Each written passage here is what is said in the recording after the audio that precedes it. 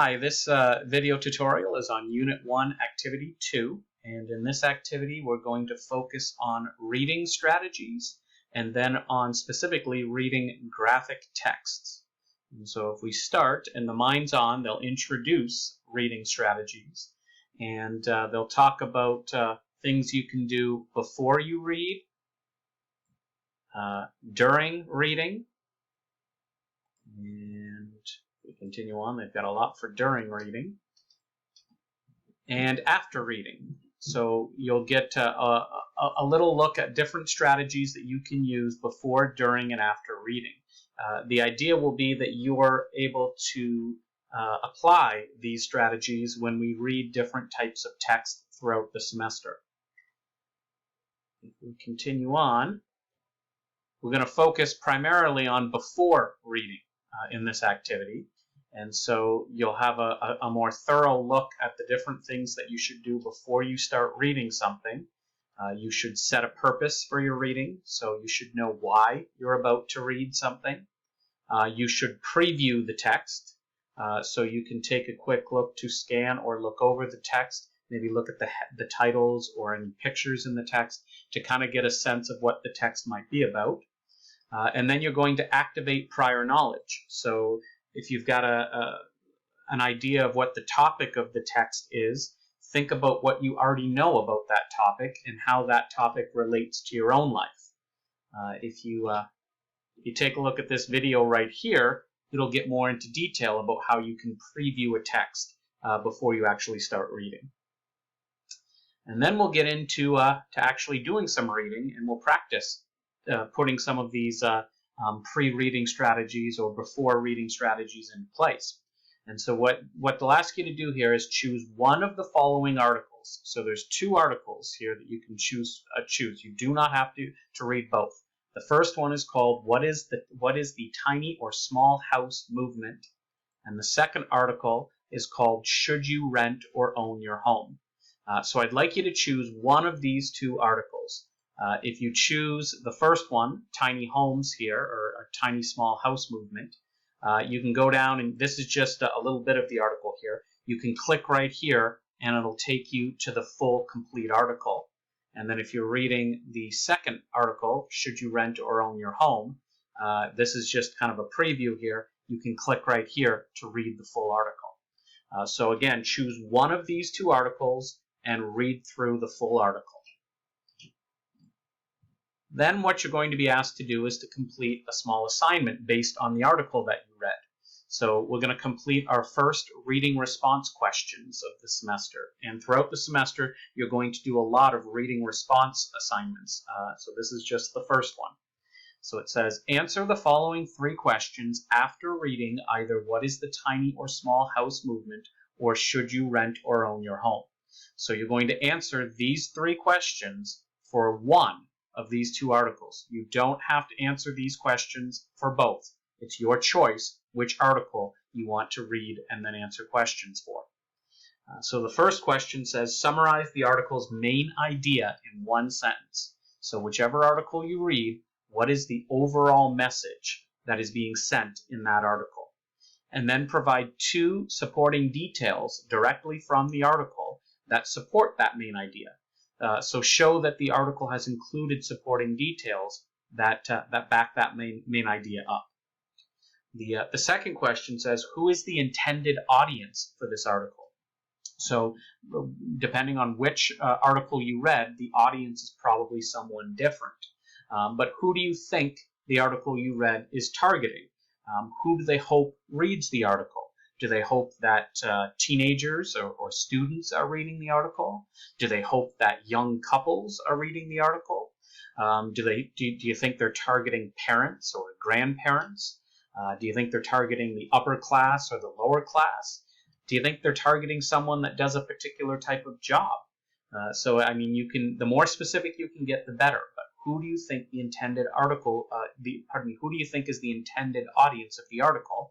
And provide 2 specific examples from the article to support your opinion.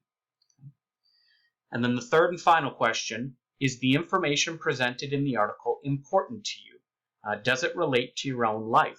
provide specific examples from the article and from your own life to support your points. So this third question is going to ask you to relate the article to your own life.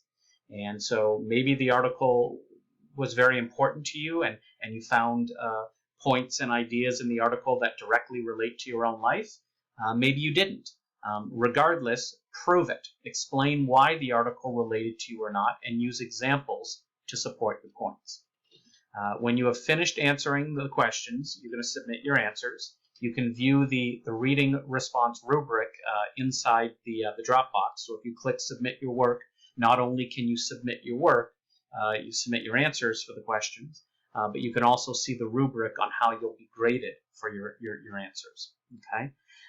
So as you did in Unit 1, Activity 1, what I would do is I would just copy and paste these questions into a Google Doc or into a Microsoft Word document, and you can title the document Reading Response Questions Number 1, and then type out your answers, and again submit to the Dropbox here. Okay. If we continue on, we're going to focus for the rest of the activity on graphic texts. So when we say graphic texts, we're talking about texts that combine words with images. Okay, you'll actually get a definition of that. You click on the graphic text right here. What we're going to look at as you move down the page here is we're going to look at two specific graphic texts. One is going to be called How is Wind Power Harvested? And the other one is going to be called The Most Polluted Places in the World. You're going to have to choose one of these two graphic texts, and eventually you're going to write an information paragraph on that graphic text.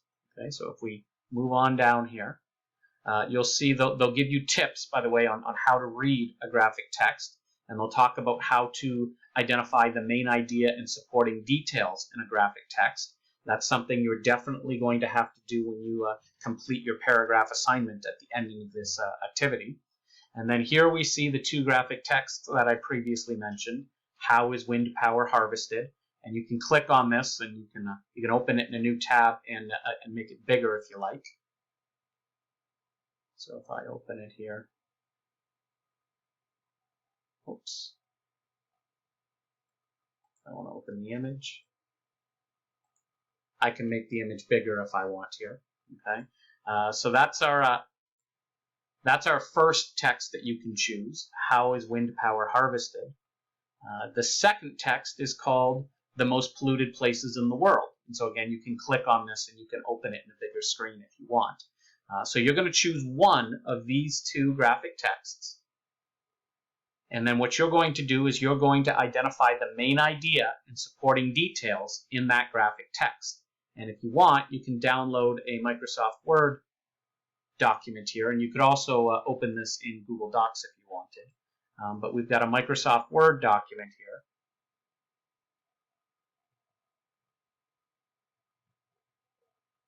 Called Main Idea and Supporting Details, and you can use this as kind of a graphic organizer to help you organize your ideas and supporting details. So what's the main idea of the graphic text you've looked at? And what are specific supporting details? So you can use this as your rough work for what's going to become another information paragraph. Okay, so, oops, so I close all of that. If you want, you can take a look at an example of a main idea and supporting details graphic organizer here. And it's based on another graphic text called How Music Affects Productivity. So this one has been done as an example for you. So if you want, you can download this and see the main idea and the supporting details for this graphic text right here. But for your purposes, you're again choosing one of these two graphic texts to do on your own. Okay. If we continue on, this is a long graphic text on music here. But when we get to the bottom here, it'll remind us how to write an information paragraph. So this is the same checklist that was listed in Unit 1, Activity 1 when you completed your first paragraph. And then we get to our consolidation, and they'll ask you to write a second draft paragraph. Again, remember your first one was on the home video in Activity 1. And so it'll say, use the information you recorded in your graphic organizer. Write an information paragraph that communicates the main idea and supporting details from the graphic text you chose to read, either how is wind power harvested or the most polluted places in the world. Your paragraph should be 8 to 10 sentences and follow proper information paragraph structure. What I would suggest too is when writing your paragraph, or before writing your paragraph even, take into account the feedback that I gave you on your first paragraph on the home video.